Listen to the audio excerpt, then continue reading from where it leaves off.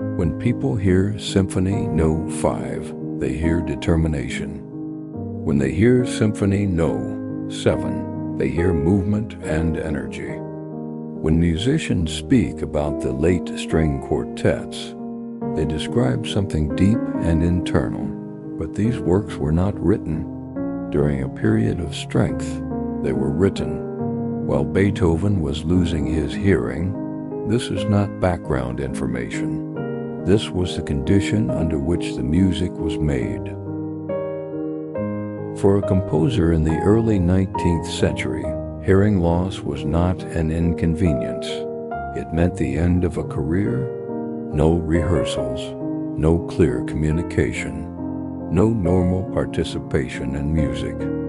For Beethoven, this was not only physical damage, it was the collapse of his professional identity.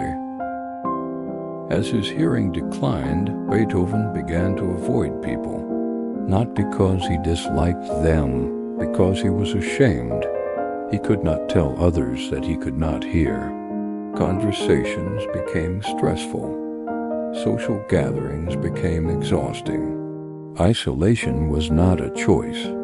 It was a consequence.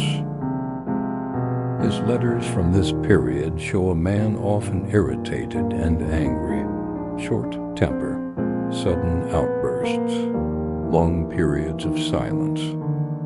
This was not a short emotional phase. It lasted for years.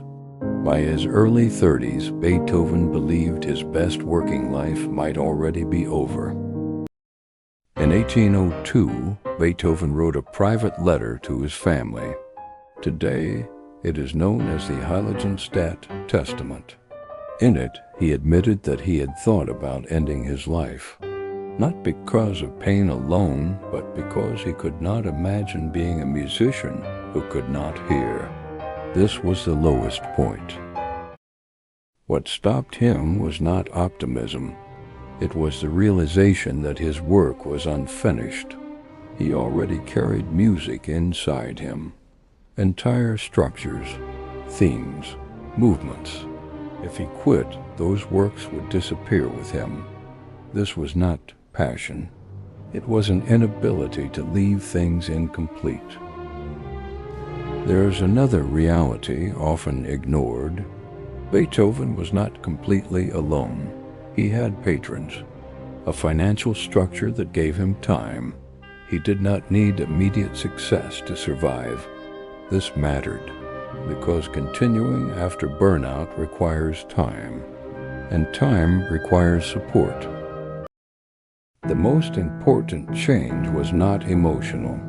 It was practical. Beethoven stopped trying to hear music in the normal way.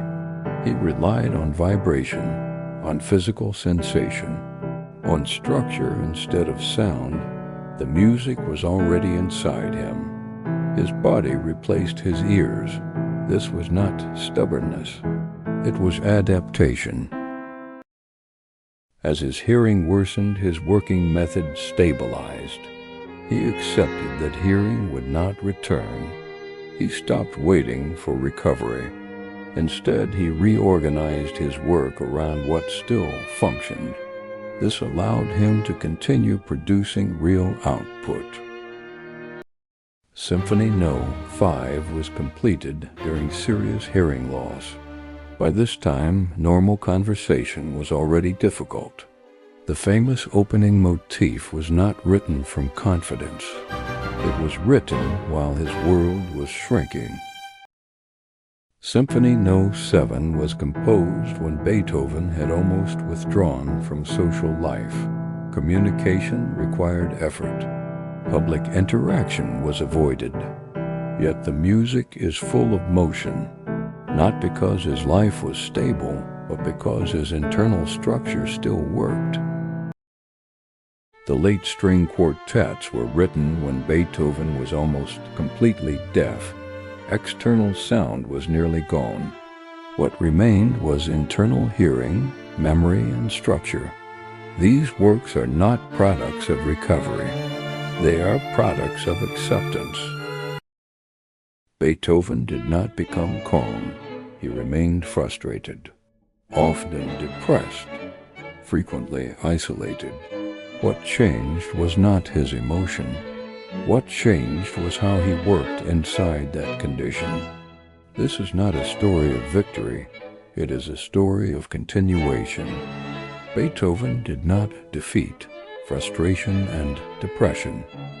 He learned how to produce meaningful work inside them.